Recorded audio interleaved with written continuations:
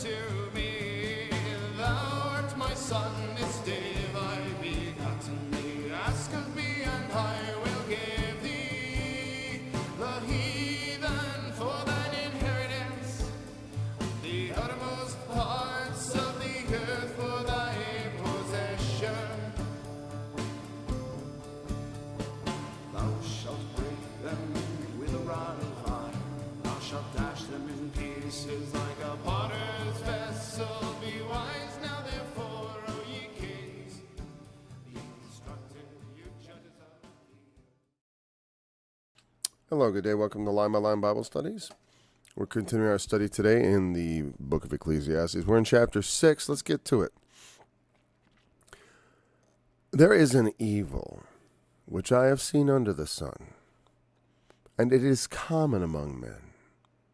A man to whom God hath given riches, wealth, and honor, so that he wanteth nothing for his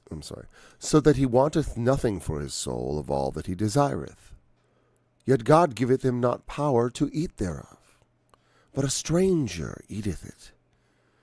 This is vanity, and it is an evil disease. If a man beget 100 children, and live many years, so that the days of his years be many, and his soul be not filled with good, and also that he have no burial, I say that an untimely birth is better than he. For he cometh in with vanity, and departeth in darkness, and his name shall be covered with darkness. Moreover, he hath not seen the sun, nor known anything. This hath more rest than the other. Yea, though he live 100 years twice told, yet hath seen no good. Do not all go to one place? All the labor of men is for his mouth, and yet the appetite is not filled. For what hath the wise more than the fool? What hath the poor that knoweth to walk before the living?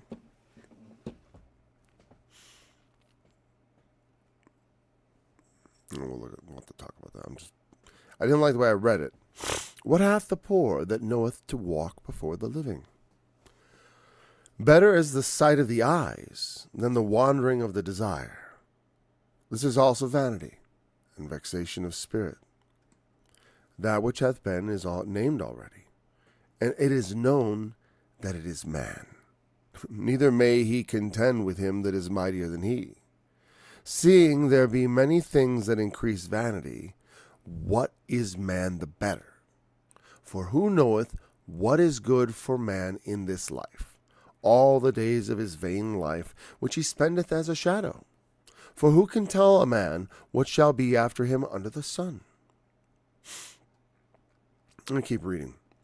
A good name is better than precious ointment, and the day of death than the day of one's birth. It is better to go to the house of mourning than to the house of feasting, for that is the end of all men, and the living will lay it to his heart. Sorrow is better than laughter, for by the sadness of the countenance the heart is made better. The heart of the wise is in the house of mourning, but the heart of fools is in the house of mirth. It is better to hear the rebuke of the wise than for a man to hear the song of fools. For as the crackling of thorns under a pot, so is the laughter of the fool. This also is vanity. Surely oppression maketh a wise man mad, and a gift destroyeth the heart. Better is the end of a thing than the beginning thereof, and the patient in spirit is better than the proud in spirit. Be not hasty in thy spirit to be angry, for anger resteth in the bosom of fools. Say not thou, what is the cause of the former day? What is the cause that the former days were better than these? For thou dost not inquire wisely concerning this. Wisdom is good with an inheritance, and by it there is profit to them that see the sun. For wisdom is a defense, and money is a defense. But the excellency of knowledge is that wisdom giveth life to them that have it. Consider the work of God, for who can make Who can make that straight which he hath made crooked? In the day of prosperity be joyful, but in the day of adversity consider. God also hath set the one over against the other, to the end that man should find nothing after him. All things have I seen in the days of my vanity. There is a just man that perisheth in his righteousness, and there is a wicked man that prolongeth his life in his wickedness. Be not righteous over much, neither make thyself over wise. Why shouldest thou destroy thyself? Be not over much wicked, neither be thou foolish. Why shouldest thou die before thy time? It is good that thou shouldest take hold of this. Yea, also from this withdraw not thine hand. For he that feareth God shall come forth of them all. Wisdom strengtheneth the wise more than 10 mighty men which are in the city.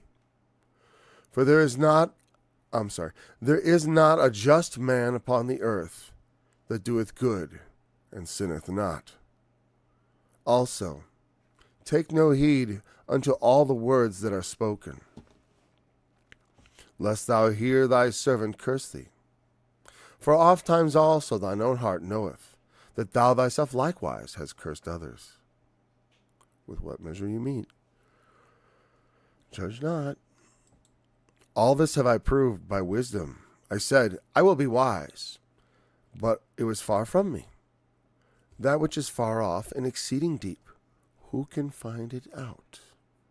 I applied mine heart to know, and to search, and to seek out wisdom, and the reason of things, and to know the wickedness of folly, even the foolishness of madness.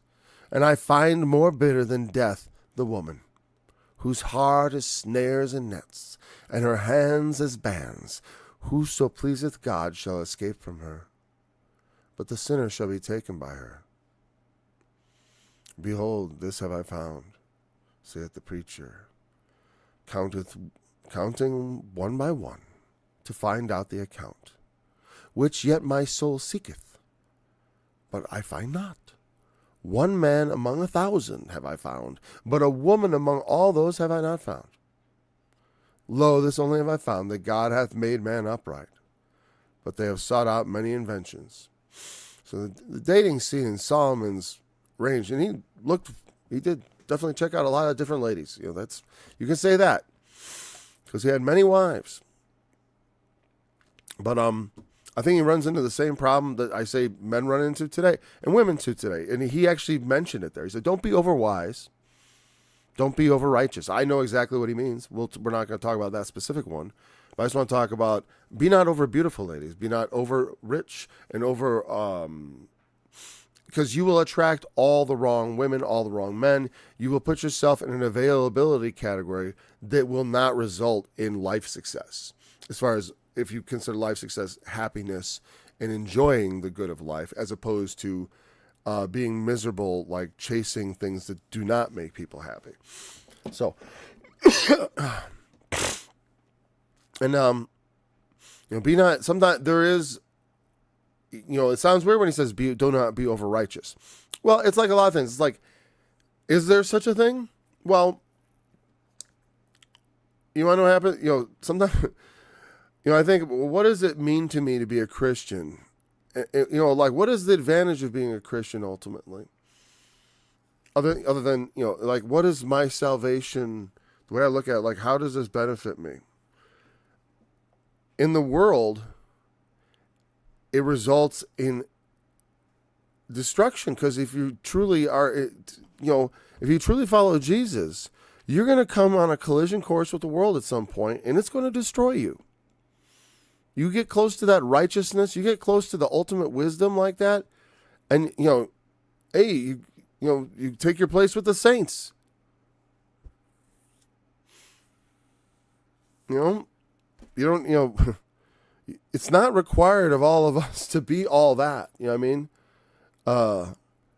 And so you don't have to do all that. You don't have to take the world on, if you don't want to. Sometimes you feel compelled to. And that's the calling. And it's maybe not wise, but the wisdom isn't everything. That's for sure.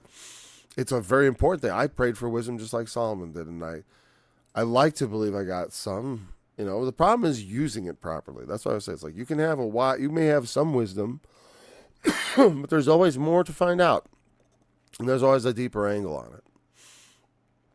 There is an evil which I have seen under the sun. It is common among men.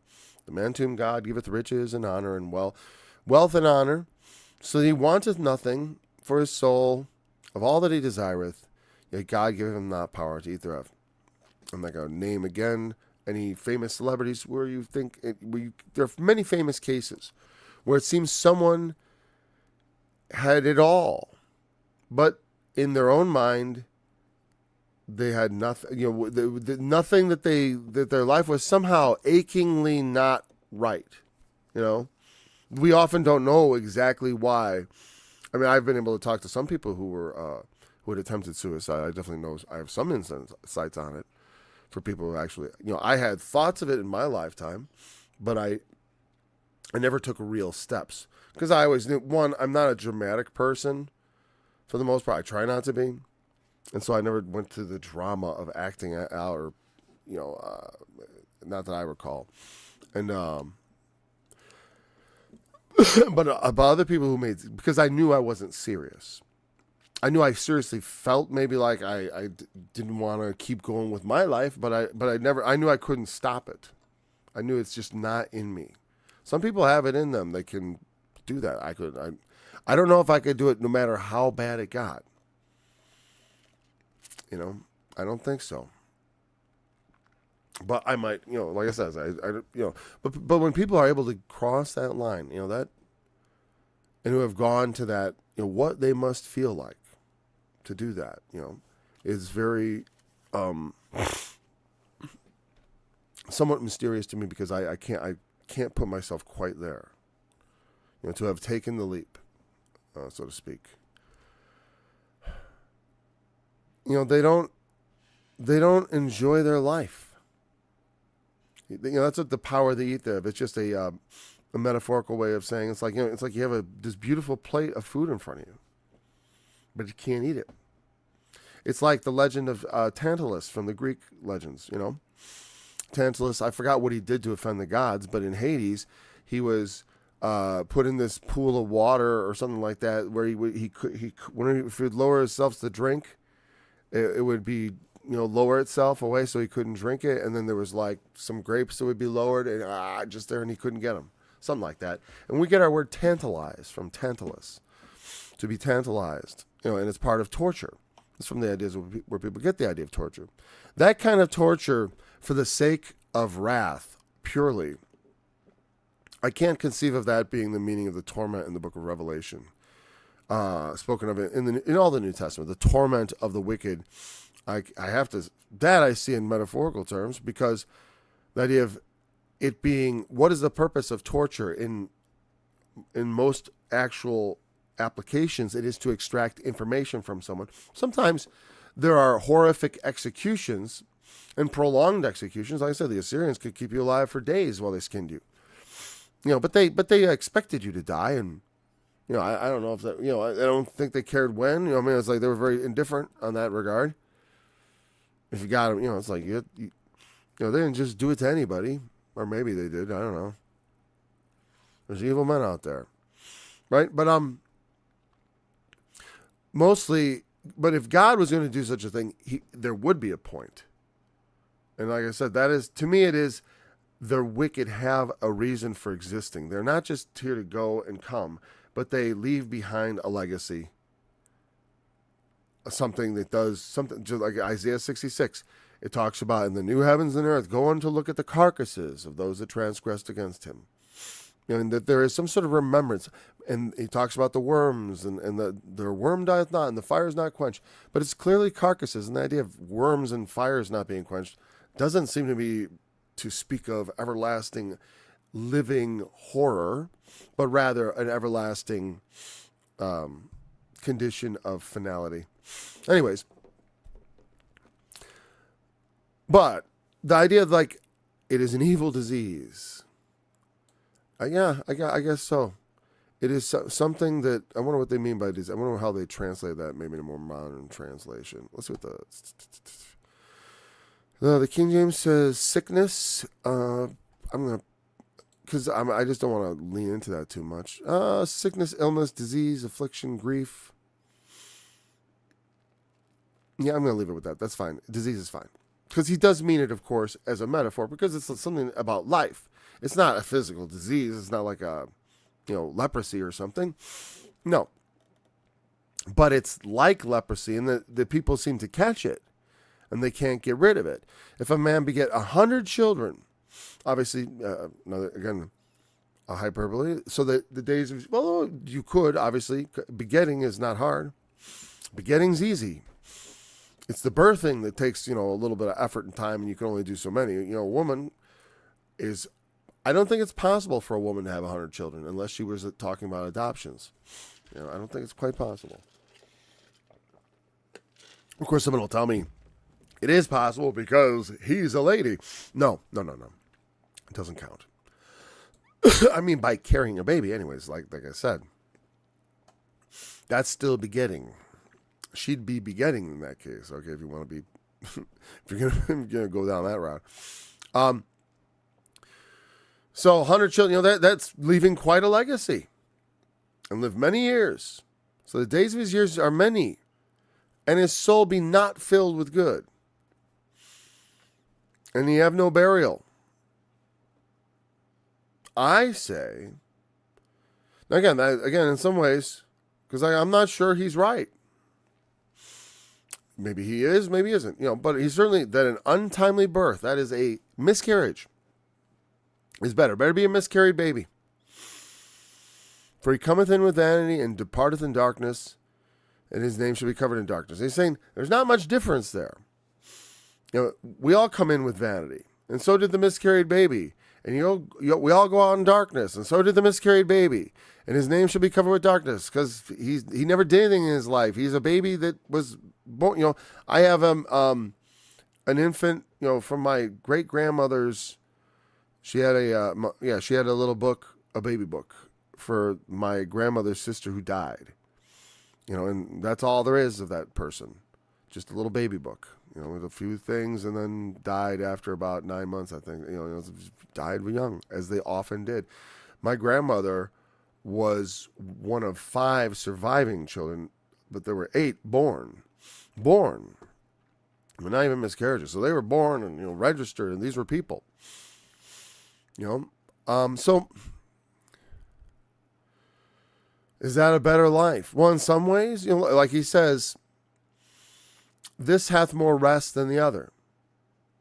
That there's actually more rest in that. If your life has no good in it, no good at all.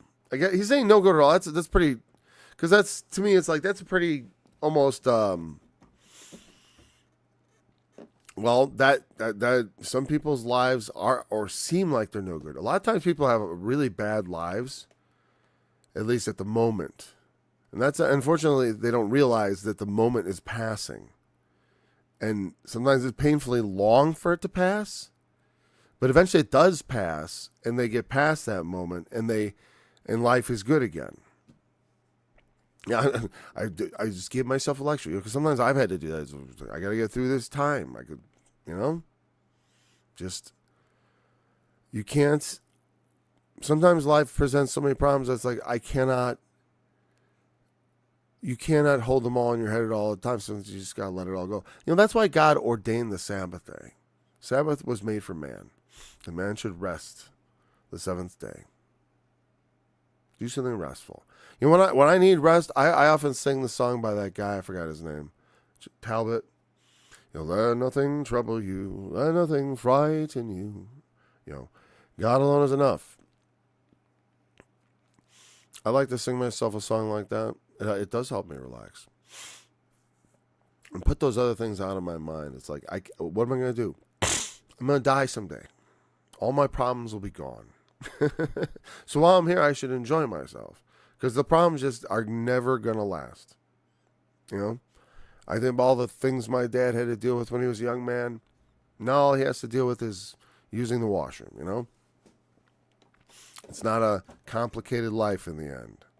It gets complicated at times. It gets hard at times. But anytime, it sucks to be miserable for no reason. No, I'm an American. Thanks for asking. Anyway, so he's saying it has more rest. Okay, I could see that. But that's the point. But who in their life really has no rest? Well, I think of all the trouble I've gone through, I'm like, okay, but I do find rest. I do find happiness. And that's the thing. It's like, you have to take the time. The Lord made the Sabbath for us. So we have the time. And I don't believe in rigorous legalistic keeping of the Sabbath, because then you get into like, well, is it Saturday or Sunday? It's like, Christ is our Sabbath. He is Lord of the Sabbath. The main thing is, if you enter into his rest, you can do that anytime, and you should do it as often as you can. Rest in the Lord. It's like sometimes I like driving and I'm going to do something maybe I don't want to do, but I'm going to enjoy the ride. I'm going to look at the glorious sky and the beautiful nature around me and have a nice drive and just eat up that little slice of life. Oh, yes. Here, I'll give you my DNA ancestry, basically. I'm a quarter Italian. I am... Another quarter is like Scotch, English, Irish, Dutch, American settler type DNA. And then you'd have, on the other side, another grandparents, it's Polish, Lithuanian, and German. But mostly Polish, Lithuanian. And then that's pretty much... That would put it together. So, anyways, here we go. So that is like a nice little cross section of Europe, isn't it? I'm a pretty highly hybridized European. My children are parts Irish and Swedish. You get that thrown in. So they are very hybridized Europeans. Yes, that would be our DNA profile. All right. Interesting question. I've never been asked that. Not outside of a social circumstances. Though we live okay, so he hath more rest than the other. And we get our rest in the Lord. Take the time to enjoy life. Enjoy your family. Enjoy your wife. Enjoy your children. God gave these things for gifts for you. Now, Jesus said, if you don't leave those things behind. He meant for the kingdom of God's sake. He meant for the ungodly life we were living beforehand. Imagine...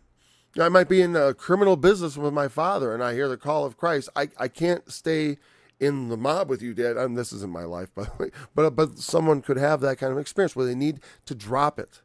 They need to give up their old life. I did give up my old life. It was when I was young, so there was no wife or anything to give up. It was like give up my riotous living, just like the prodigal son. My father saw me like a prodigal son. So... yeah, we have to give that up. But then when we receive God's blessing, in seeking his favor, we are entitled to enjoy those things. It's not, wrong to enjoy life. Now, but there's another side to this. It is good to enjoy life, right? That's important, because without that, life kind of isn't worth living, is what he's saying. And that's what drives people towards suicide sometimes. And so you don't want to live a life that's going to put you in that position where you're miserable. And wealth seeking and all that stuff is a misery generating thing. Yet do not all go to one place. Okay, wait. Though he live 1,000 years twice, though he live 2,000 years. He's saying that, like, live longer than an antediluvian patriarch. Outdo Methuselah by a millennia and see no good. That's very key. Because if you see good in your life, all of a sudden it changes. It's like he could have just had one good decade. And then suddenly this whole thing changes, as far as I'm concerned. Because he says no good. And I take that pretty literally, because otherwise it doesn't work very well for me. Why would a non-European listen to a European teaching the Bible? I don't know. I don't care. It's not a question that I would think about. It's like, I don't ask non-Europeans to teach me. I teach Americans, as far as I'm concerned. I would assume that my Bible study is for the English-speaking people. because that's the people I talk to. I don't have another language. It'd be weird for me to to learn Spanish so I could tell them, you know what I mean? Like, or to learn like I like the missionaries go and, but on some level, it can get a bit condescending because for so long there's such a condescending thing from Europe towards the rest of the world that is kind of it's been going on for so long and it really needs to stop. And so I don't really think that that's not a question. Oh, okay, there's been horrific consequences.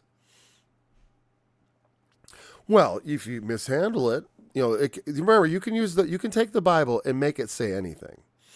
And that's part of the problem. It's about the corruption of the one who's teaching it, and the corruption of those who listen. They've been corrupted, yes. I am very aware of the bad things that happen in the world going on right now, like genocides that are being supported by Christians, of all things, which is obscene, and being funded by them. We're actually helping to create the conditions and to fund it and all the things, and war with countries that. Why do we have war with countries on the other side of the planet?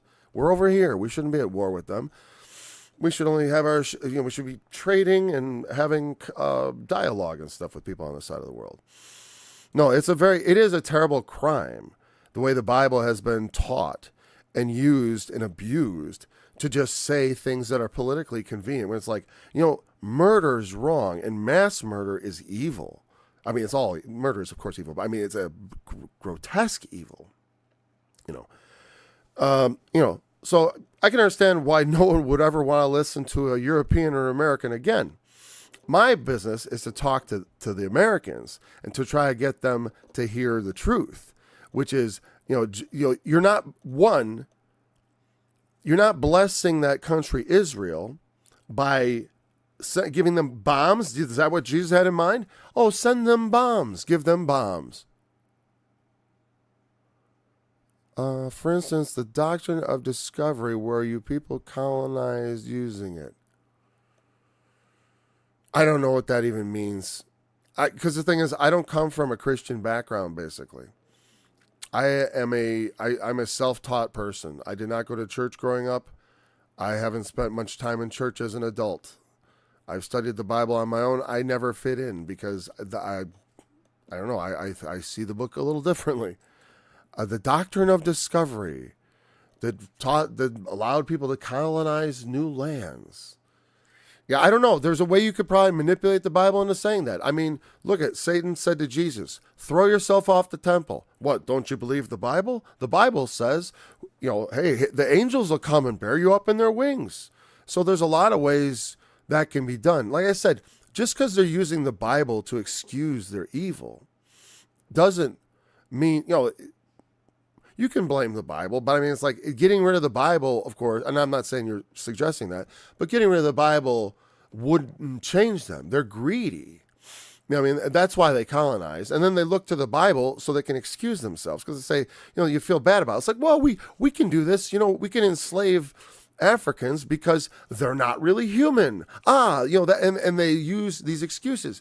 And if you look at the Bible, it's like in the Bible, if the fugitive slave law said, if someone runs away, you will not return them to their master because they were given the presumption that there was a reason because they had a different kind of slavery. Not that I don't approve of divorce or slavery, but the Old Testament talks about both, because they were evils that were present in the world at that time and it was a compensation.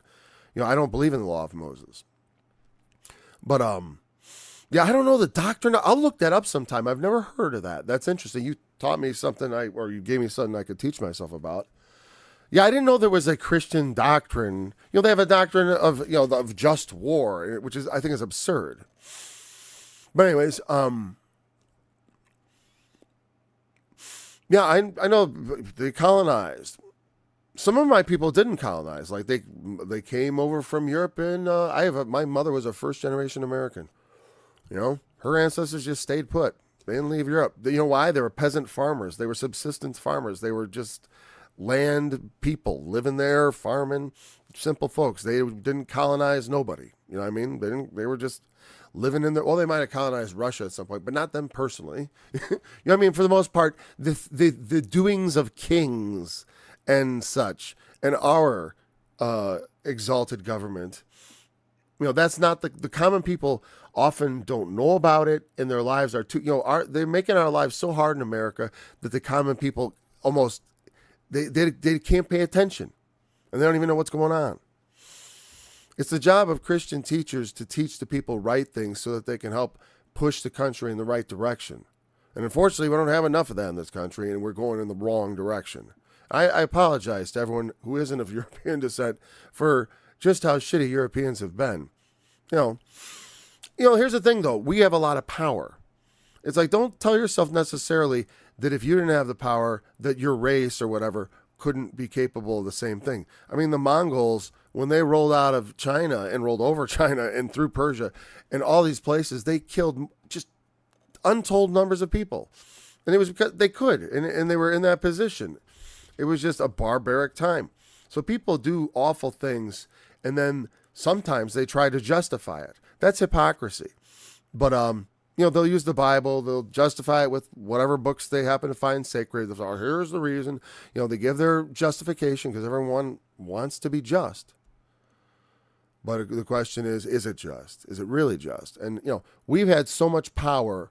The temptation has corrupted us, our nation as a whole. A lot of people do see it in this country, but unfortunately, the blinded by their wealth, blinded by having too much, and also not that was for a while, but there's also a lot of people are struggling in our country. A lot of people are struggling, and they don't, because in this context, when you're in the richest country, you need to make more money to get by. It's like that's why it is. It's like in another country, I'd be pretty okay, but in America, I'm at the bottom. This doesn't bother me because it's like I always think there's people way worse off than me, and there's what always troubles me is I know that the Lord will not suffer a nation such as this to be unpunished. God punishes the wicked. He punishes nations that do evil things, and we participate in a genocide. We see what happened to Germany. I tremble to think if we don't voluntarily put a stop to this, and it goes into a world war, this is going to be a disaster for us and for everybody. But it's it's terrible. Anyways, if you have any further questions, I don't know if you're still there. Let's see. Maybe you dropped out. No, people are still around. Okay. Anyways. Yeah, so, there we go. Huh? Egypt, Assyria, Persia, Babylon, Greece, all that have power you speak of, and God honestly will judge you. I should think so. Yes, I think so. That's what troubles me. America and Europeans. The Europeans, they did suffer punishment. World War I and II especially, so many of them died, but now they're getting so arrogant again. And I thought they had been humbled, and I thought they were more smart than us in America. I thought we were just so full of ourselves and our power right now because we're the ones in charge. At least we think we are. Thank God that's coming to an end. I really believe it. I do think we are. I just wish the empire would realize it's collapsing and decide to do it softly by pulling back easy instead of this hard push. It's like we do not need conflict with China. That is absurd. They certainly don't want conflict with us. What's the point of that? Who benefits?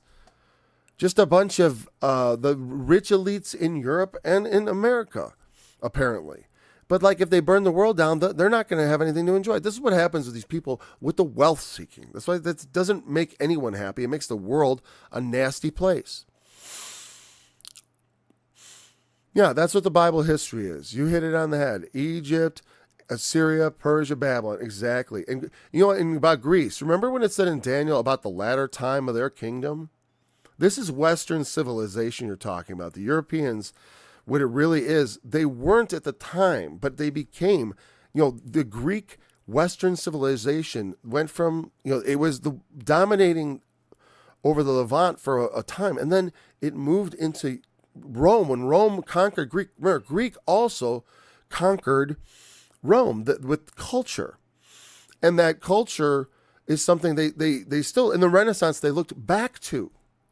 And they revived this culture of learning and knowledge. It's kind of, and there's good in it and there's bad, just like the tree of the knowledge of good and evil. And there's good and evil in knowledge. Because it's a powerful thing. There's responsibility.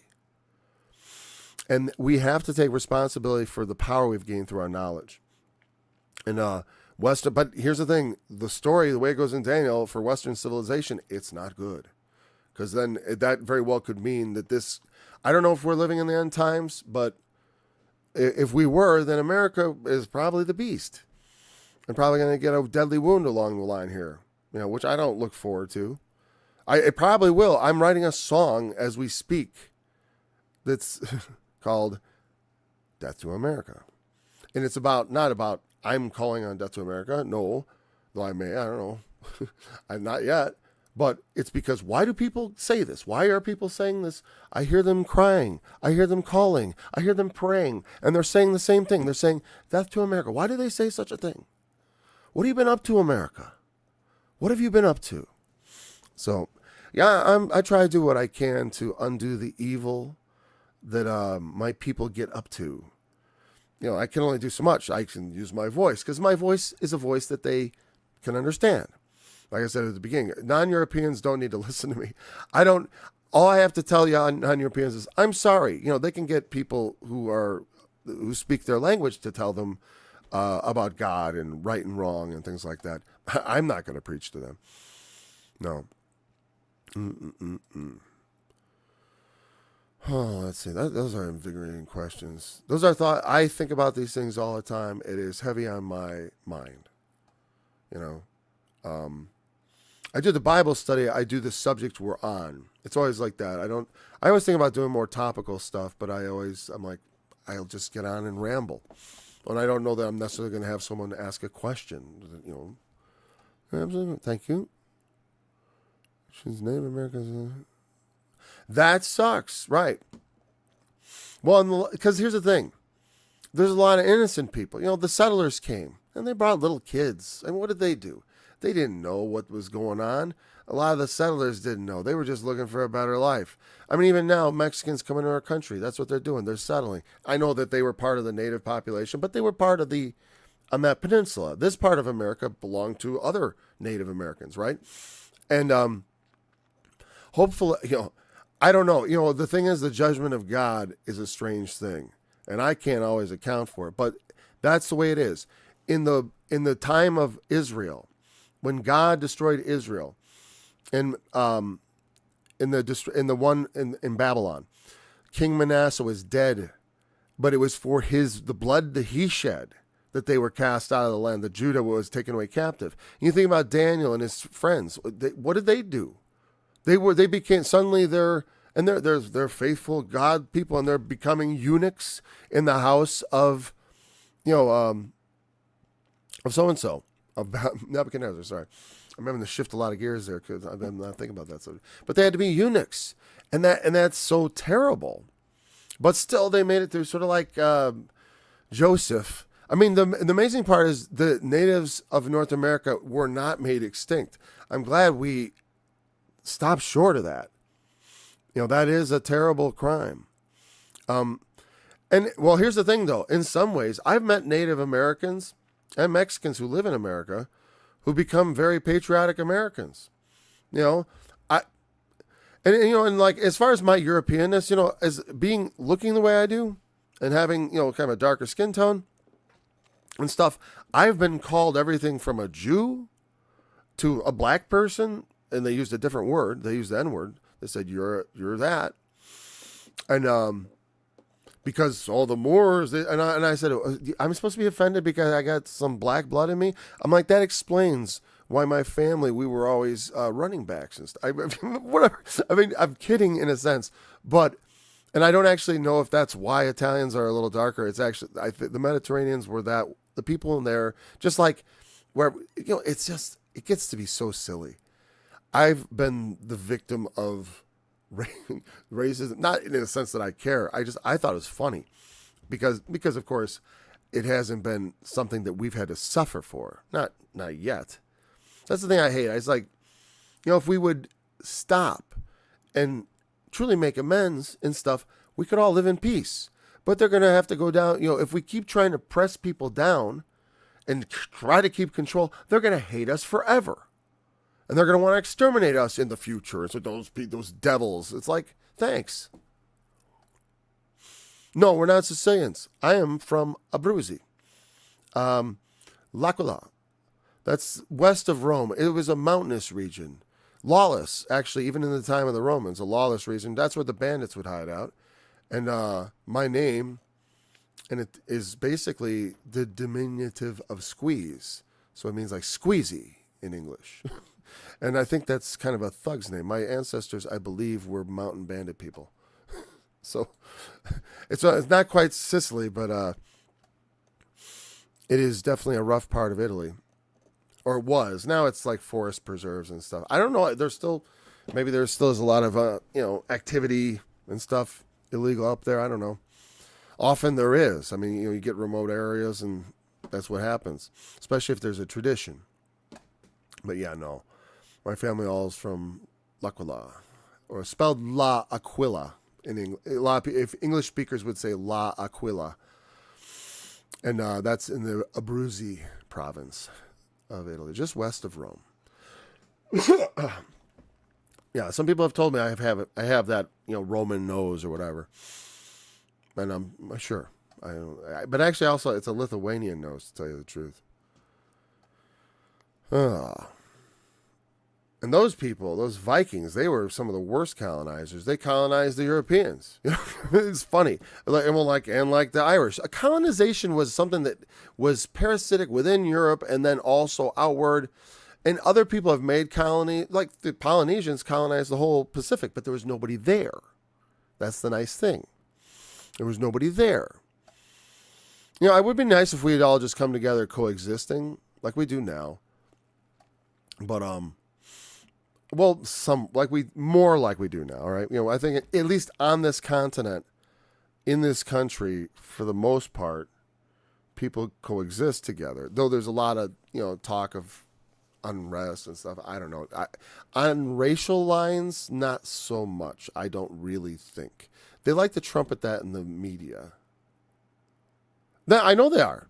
No, but you understand, the Irish were colonized by the English. And very well documented. That's why Ireland is very pro-Palestine and has always been, because the English came in and literally made their little English colonies, and that's why there's Northern Ireland, and they still have fighting there, because it wasn't that they were white; it's that they were from another country.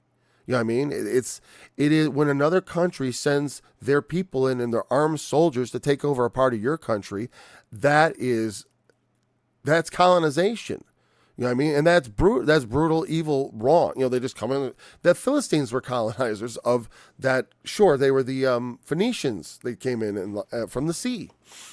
It was a very common ancient thing. People come in, kill a bunch of people, take the land. It's a practice from ancient times. It's still being lived out to this day. And it's just when you get a bunch of greedy people together into something the size of a nation, they start wanting to eat up other nations and little countries and control them and to tell them what to do and take advantage of them. And it's funny, in this country, we try to get along. We try to have we're not racist. We're not racist. But like outside of this country, we're racist. What other non-European nation has colonized in the past 2,000 years? You mean has been colonized, like Ireland? Well, like England itself was colonized by the Normans, the Anglo-Saxon kingdom of England. The Normans. There was is it 1066? I forgot the date.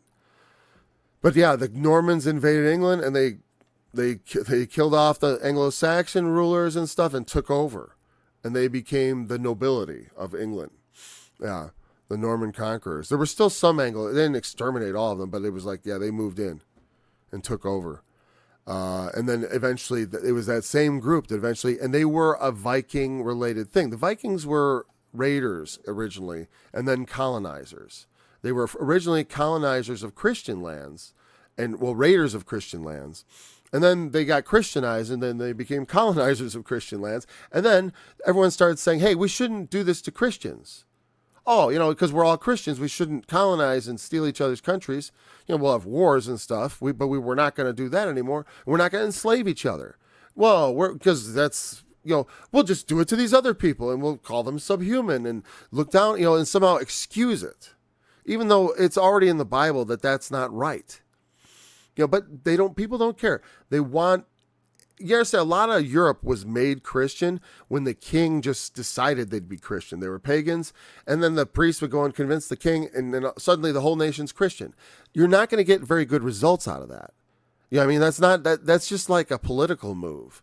And that's a lot of it. It's like the Europe, the Christianity, though it's a deal, a lot of the fighting, like even like the fighting of like the 30 Years' War, supposedly that's a religious war. It's a war over which religion controls the country, because it was like the whole country's got to be Catholic, the whole country's got to be Protestant, because they don't want to have freedom of thought, not in religion or anything. It's like it all has to be controlled, and that may not even be a uniquely European problem on that front. Like I said, a lot of it has to do with they had a technological advantage at one point, and that was irresistible to those men. They were irresistible. The power they had to subjugate other people, to go out and conquer the world, was too tempting, and they tried, and they're still trying. And I don't think it's going to succeed. I think that even if it's not the end times, whenever you have some giant beast in the world try to rise up and eat everything, so to speak, metaphorically, I think that it will receive ultimately a deadly wound. And you can only really have that with a true Antichrist figure, with someone charismatic and miraculous. Like there has to be like some sort of central figure, and we don't have anything like that. And Donald Trump isn't it. He is not. I don't think so, because I'm not saying you're suggesting it, but some people think, oh, he's the Antichrist. I'm like, he would be so disappointing as the Antichrist. I want something a little more intelligent. I'm sorry. That's just not good enough. That would be really disappointment. But as a type, maybe, who knows? It's where he is at that time. I have a sort of I had hoped that he would follow through on his campaign promises of peace. It was sort of like the only hope. And we're not getting that. Once again, they deceived us. Like the American people are constantly deceived. They constantly vote for peace, and they end up with, Orange McCain. Orange McCain is driving we insane. We voted for some other fella, now he's Orange McCain. Yeah.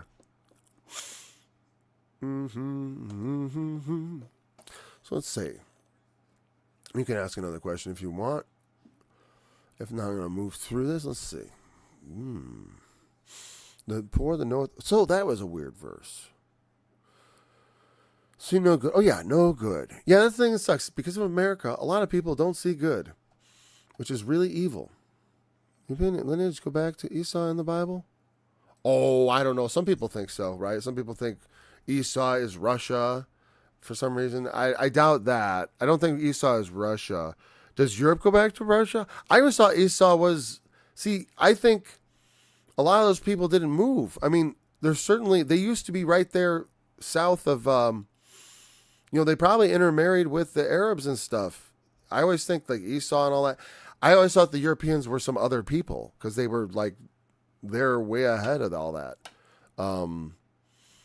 And symbolically, maybe, it's like, because it's kind of like, there's this part in the New Testament where Jesus says, many will come from the east and west and sit down in the kingdom. But the children of the kingdom will be cast out. There will be weeping and gnashing of teeth. I'm paraphrasing slightly. But I found that, but at the time, people think, oh, he was talking to the Jews of his time who were sort of being invited to this kingdom, and the king was here and all this, and they were not going to find it. And then the gospel would be preached to the Gentiles, and they would see, okay, that's partly true, but there's another meaning. I do think that is definitely the picture you see in the book of Revelation with the great whore. It's like Christianity is also in the same position. Like when Jesus comes, he's not happy with the Christians. He is not happy with us because we have not been doing it right. And so just like Jacob have I loved, Esau have I hated.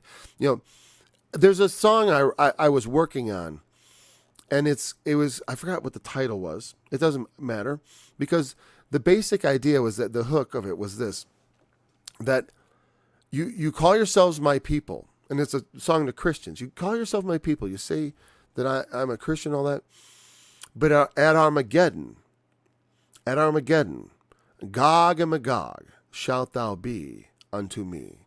Meaning that they would be like strangers. Because Gog and Magog are names of these very distant like powers, from Israel. I don't think it literally means like, oh, what nation are they talking about? Like, not in my mind. That's not the way I interpret the Bible. Gog and Magog is a distant, you are extremely foreign. He's saying you're not my people. And I think Christians are in danger of that. Many of us. Because we are to be held. Here's the thing. We're the servant that knew his Lord's will and did it not shall be punished with many stripes, and the one who didn't know it with few. We don't have an excuse. We should not be ignorant.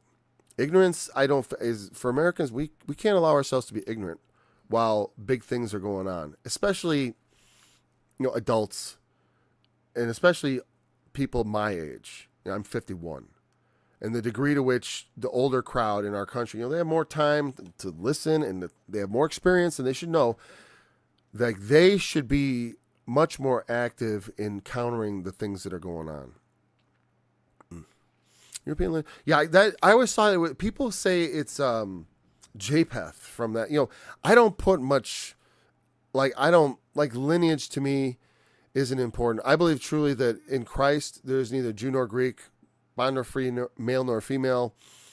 That ultimately we are more the same than we are different, and I like to think about those things rather than emphasizing the differences. Even though my people have done that to such a tiresome degree, it's like, it is sort of, it's kind of, I understand it is rude to now that, we're enlightened, we don't want to talk about that anymore.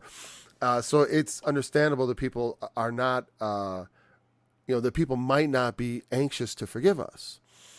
I don't think so. I think we need to make some sort of restitution for all this mess. I do.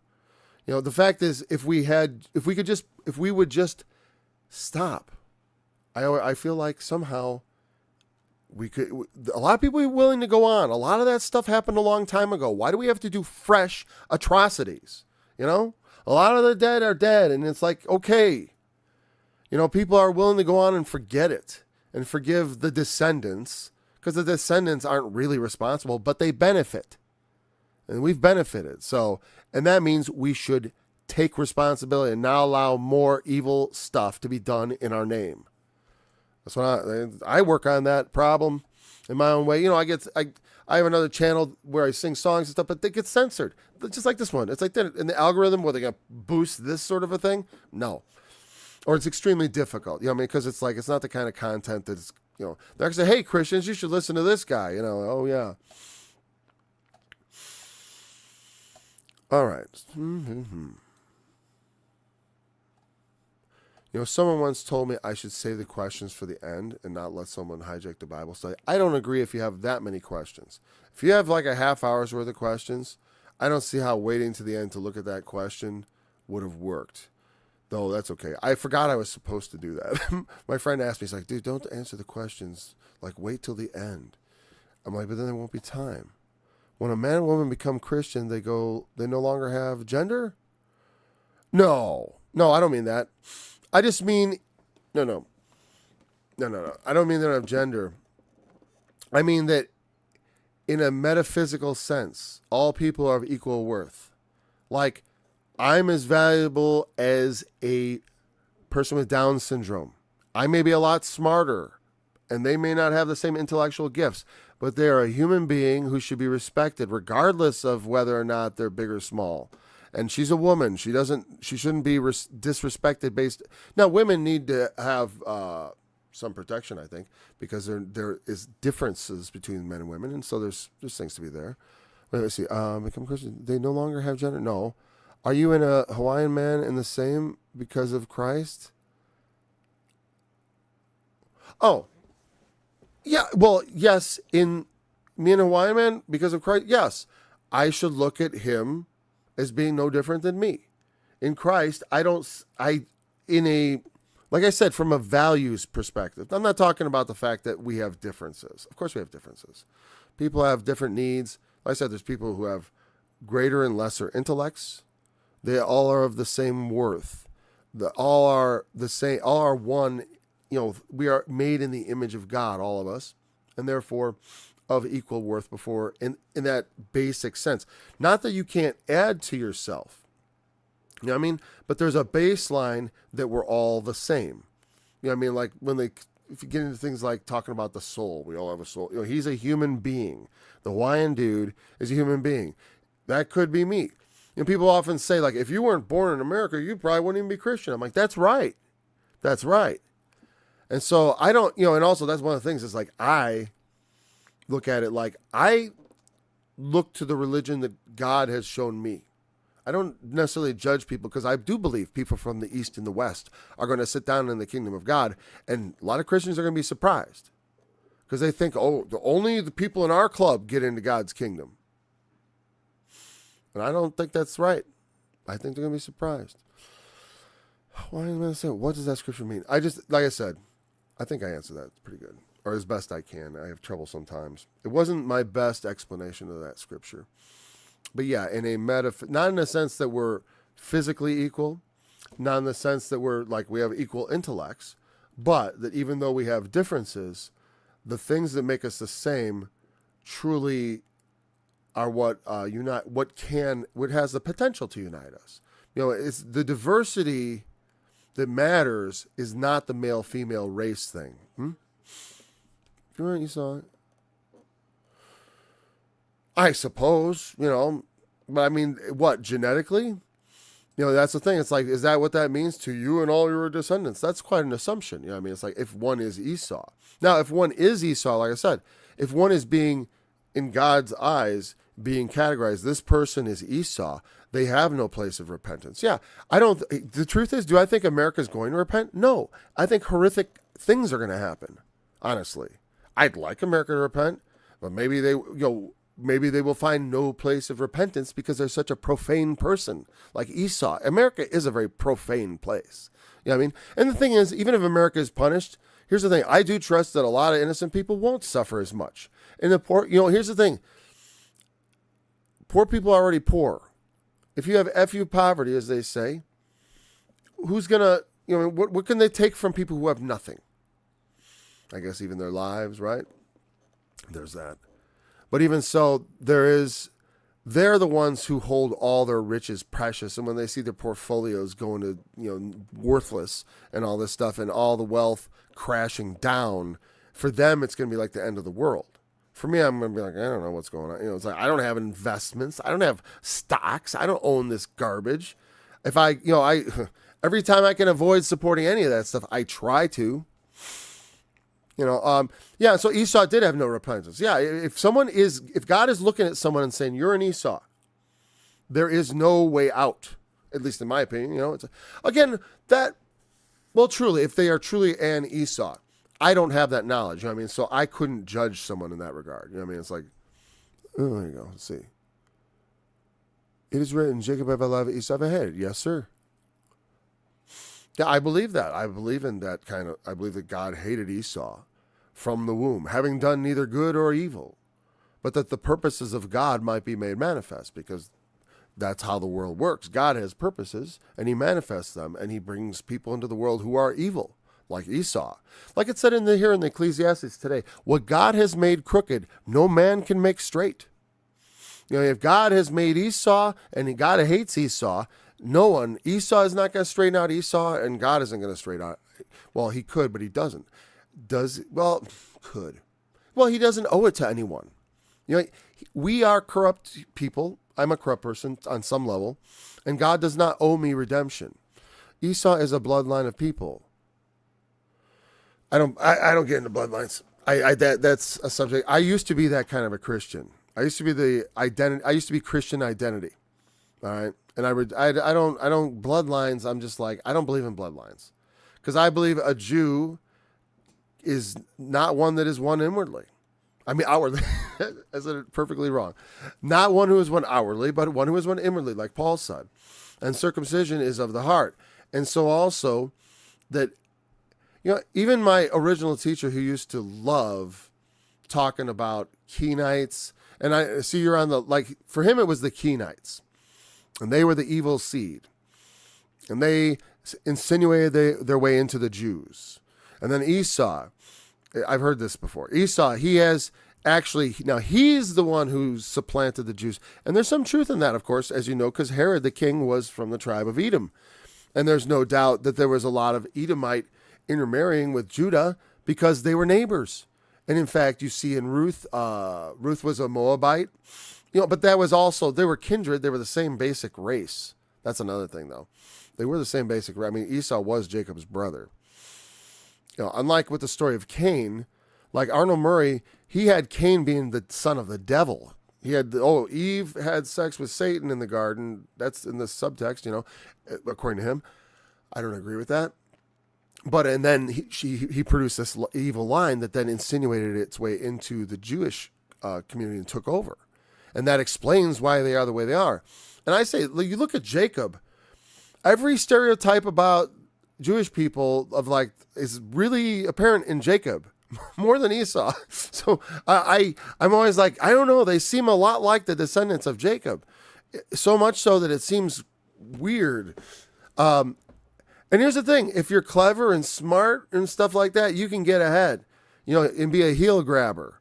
There's a lot of them. That's what I'm saying. It's like, why is it Esau? They seem to get away with everything. Esau, he got busted. So I don't, I'm not saying I know any of this for certain. But, how can we divide? Well, they would be cursed. How can we identify them? I'm sure you have some way of identifying them. Again, and it's going to be saying that it's like, okay, that's the bloodline. I don't know. I'm not impressed. Bloodlines, I don't believe in a bad seed. Though, I could be wrong. Hey, I don't believe it. I don't really see it either in the Bible. I like the scripture of Paul that ultimately there's no Jew or Greek.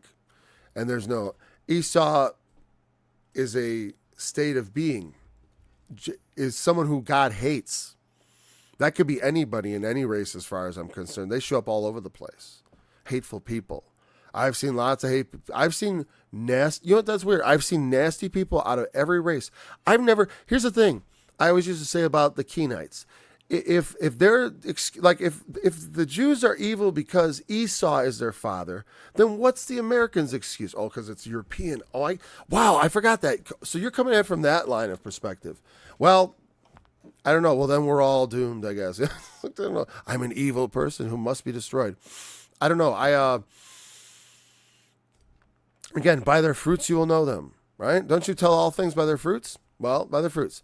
If you want to judge nations, you can judge nations, but in every nation, that's one of the things that Peter said. He said, I should not call any man unclean or common, for God in every nation hath them that fear him.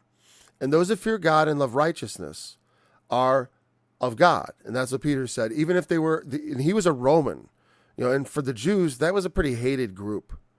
The Jews weren't talking about converting the Romans.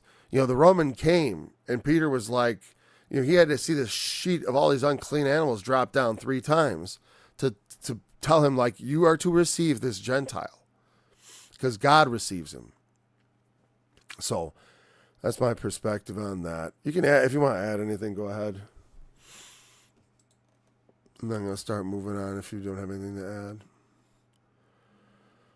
To go, no go. I'm glad I covered those verses, because then we probably are just going to go from verse 7 next time. And what's cool is for people who were planning for the normal study, they got through the first part. And so you do not all go to one place. I'll answer that question in a second. Darkness, vanity and departing. Okay. Yeah, it's fine enough. I'm comfortable with what we did in those 6 verses. Esau is red. Oh yeah, he has blood in his face, right? Some people they can blush. I've never been able, A skilled hunter, a substitute, and he has the blessing of the sword, weaponry. Who is this? again, is it supposed to be like the gingers? It's 'cause, the gingers as a race are kind of spread out, I don't know if they are a skilled hunter. I went hunting once. I'm not into it. Sorry. I know a lot of Americans are noted as hunters. A lot of us don't. So I don't know. Here's the thing. A lot of people love hunting in a lot of countries. There's no skilled hunters in Arabia. They love falconry. Many people love hunting. That's such a strange thing.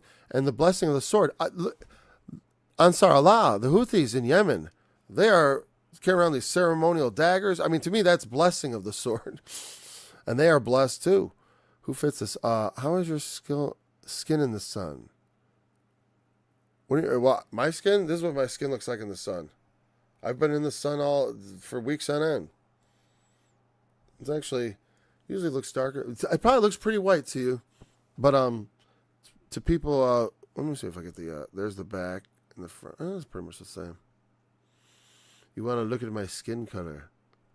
Yeah, I don't blush and I don't burn, not easily. My skin is pretty good in the sun. People, we were just talking about the other day, my daughter was saying, my kids were saying, the neighbors will be like, what race is your father?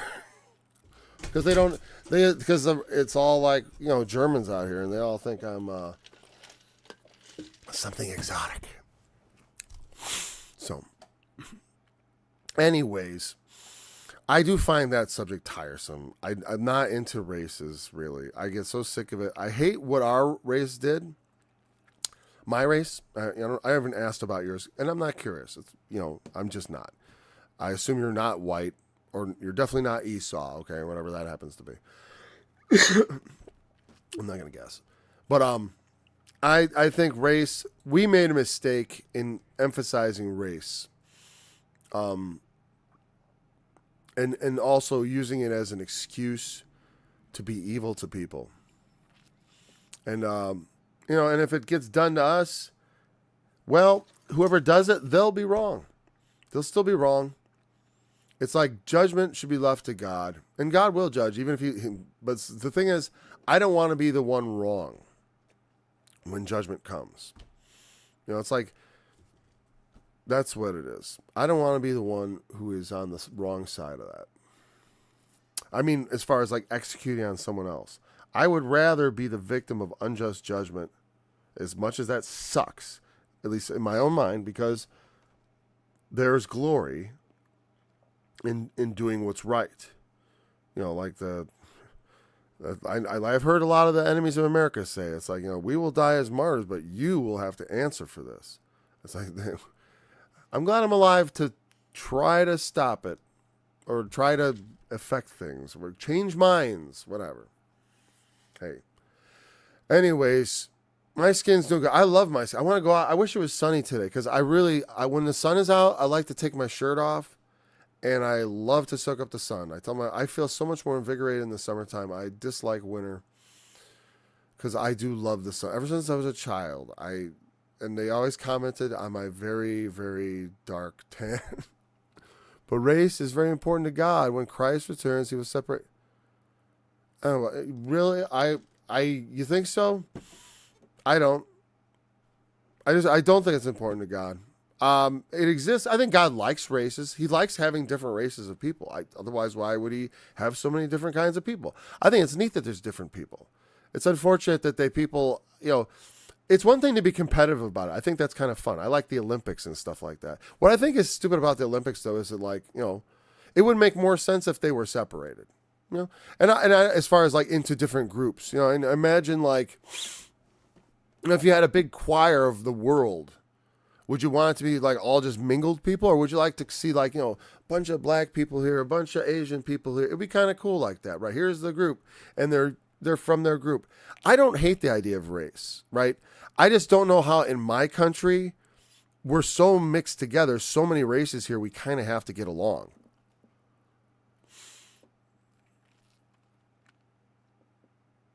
Yeah, but he's going to gather nations, and it's not about separating the nations.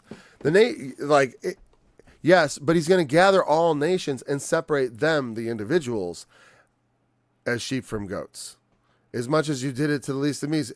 The idea that someone's going to get to ride free on the coattails of their nation, I don't really buy into that, because, like, I don't get to be, because your nation did good, you, even though you were an axe murderer in your nation, you are going to enter into life. I don't think that's true. I do think all nations will be gathered before him, sure. That means that what he's saying is he is going to judge all nations, not just Jews. There's a whole thing with that in the New Testament, because Jesus was not, again, once they started preaching, it was not the Jews only, but also the Gentiles. But, even so, if he takes the bad nations and separates them from the good, right? And so, all right, here, the bad nations over here. He's going to take every bad. He already said, remember, the idea that he would destroy the just with the unjust in that ultimate sense, like in the world, yes, it makes sense, because he can judge it in the end and restore that which is lost. Like if you have a just person living in an unjust nation, like who gets killed trying to, like that kid who set himself on fire, is he responsible for, he already paid his price as far as I'm concerned. He doesn't owe anything more. He suffered all that one could suffer for the suffering of others and gave his life. So, yeah, but I don't know if you can't escape the fate of your nation, like on the earth. But before the throne of God, I don't expect to be judged for a nation. Am I Christian? Am I saved? Well, it depends on what brand you mean. What brand of Christian? Am I saved? I believe I am saved because I have faith in Jesus Christ. And also, but that means something to me. It doesn't mean I believe in the stories. It doesn't mean I believe Genesis is literally true, or Noah's Ark necessarily, or any of that necessarily. Faith is about faithfulness. It means I believe the things that Jesus said, and I listen to them, and I obey them. And if there is no obedience, I don't accept that faith of that person. I think they're lying. They don't really have faith. They're having something else. They, the demons also believe and tremble. But this is not acceptable. So, am I saved? Salvation for me is the resurrection. When the resurrection comes, I will be saved. We only speak of being saved in the present tense now, like in the past, because God made a promise. I believe that promise. So, in that sense, yes, I'm saved. I believe I have a promise of salvation, which God is good for. But also I know as a son, I've been adopted as his son. As a son, I will obey. Obedience is not a prerequisite for salvation in my book, but it is a necessity of sons. Sons must obey. My children obey me. I insist on it. And God the Father insists on obedience of his sons. And if I refuse to obey, it's like, well, then he's going to whip me. Otherwise, and if he doesn't whip me, then perhaps I'm a bastard and not his son at all. And that's how I see faith. Somebody asked me that, are you a Christian? It's like, a lot of Christians say no. People tell me, Paul, you're not a Christian. And I say, well, no, I am.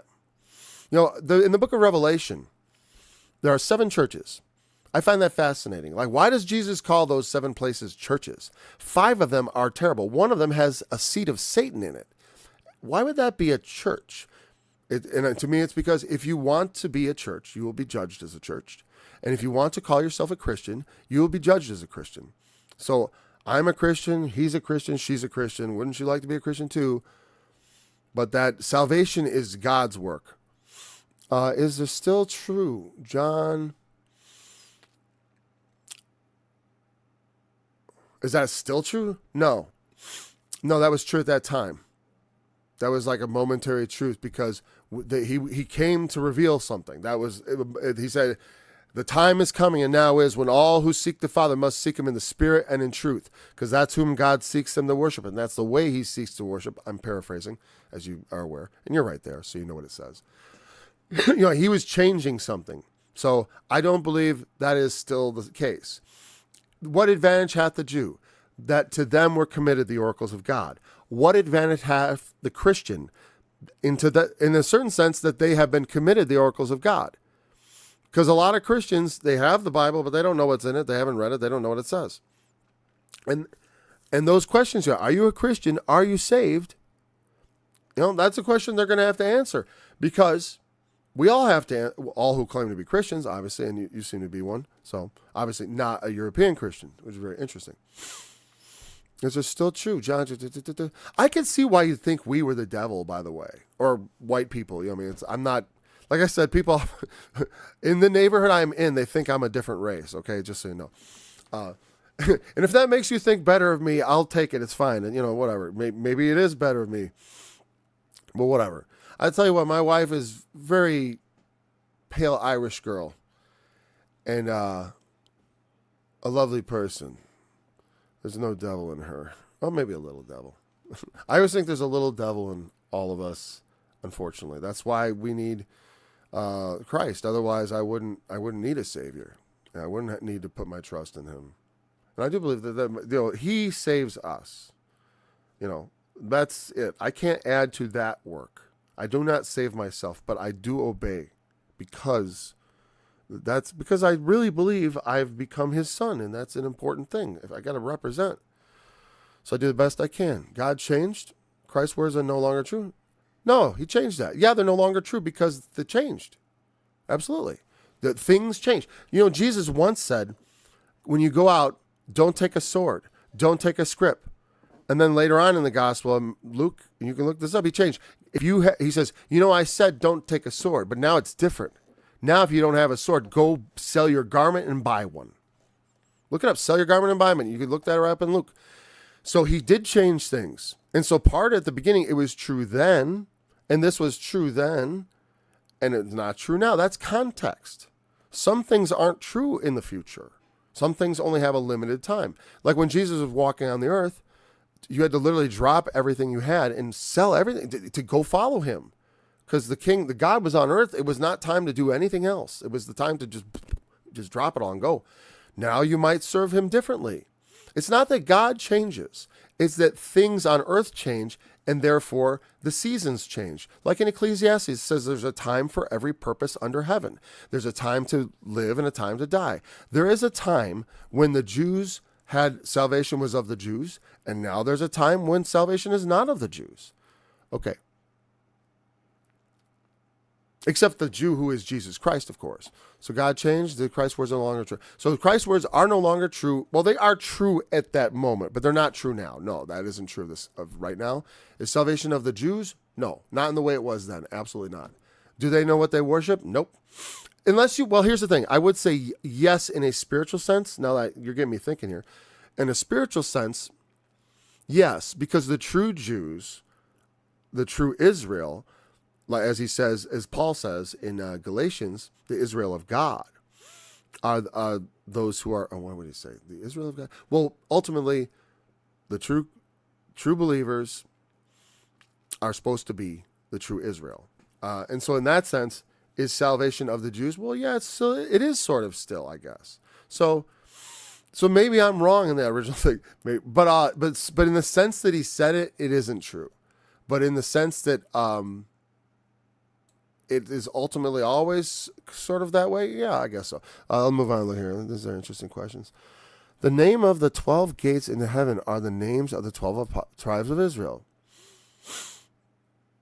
What gates do you enter? Well, I don't know. It would depend on where I was grafted in. That's how Paul talks about it. We were grafted in. So, for example, in the book of Revelation, there's no mention of Dan. You know what I mean? No, when he calls out the names of the 12 tribes who are sealed. No mention of Dan. No mention of Ephraim. I believe. Joseph has replaced Ephraim in that thing. And that's an interesting thing. So it's like, how will one tribe be wanting? What will they do? It's like, well, they won't. There'll be some sort of substitute. And he says, don't boast against them and say in your heart, they were cut off that I might be brought in. But for unbelief, they were cut off, he says. And they may easily be grafted in again because they still have the book. Anyone with the book can be grafted in because you can understand the truth. So 12 gates to heaven and 12 tribes of Israel. Again, I could enter at any gate. What, just because their name's on the gate mean I can't go in that one? Oops, this is the Judah gate. I mean, they had all kinds of names on the gates in the ancient times. You know what I mean? Like the Eisenhower Expressway. What, I can't drive on it because it's the Eisenhower Expressway? Only Eisenhower can drive on it? So I don't see the, I don't think that's actually, where's the rule? I need to see the rule book where it says that. See, sometimes we bring an assumption to a passage like that, and someone probably taught you to assume that, I assume, unless it's something you came to yourself. You're stretching a bit if that's the case. It is a bit of a stretch to say, like, well, no one else can enter into those gates. Well, why not? You know, it's like salvation is only of the Jews. You know, well, in a sense, in that the whole world gets grafted into that family. It isn't only the Jews anymore, but Jews and Gentiles in one body. That's at least what the New Testament preaches. That is the Israel of God. And that already, see, that idea of grafting in goes contrary to your separating thing you're trying to talk about. He talks about as being grafted, and you know what grafting is? When you take a plant, you got a vine, and you cut it off the top of it, and you cut into it, and you put a different vine in there, and then you wrap it up, and they grow together, and they start living together as one organism. And that's very contrary to the, like, no mixing the races type idea that you've been talking about. You know, and so that'd be something for you to think about, how to justify that. But I think it's interesting. You bring up a lot of interesting questions. I do like questions. That's why I always have this thing come up. Questions. I do take them. I'm sorry if my answers aren't totally satisfactory. I bet I like some of them. I bet some of them you didn't like. Anyways, I do have to get going. The study is usually an hour long. Giving you more than that time, I hate cutting you off because I'm not trying to, but I just do have to go. I thank you for joining me. It's been very enjoyable. God bless you. God bless your studies. I hope you find all the truth. I hope we all come to a more perfect understanding. I don't have a perfect understanding. You know, I'm open to questions. I'm open to listening. You know, but again, I've been through a lot of that. Like I said, I was basically in a white supremacist church, and it was funny because I wasn't white enough for some of them.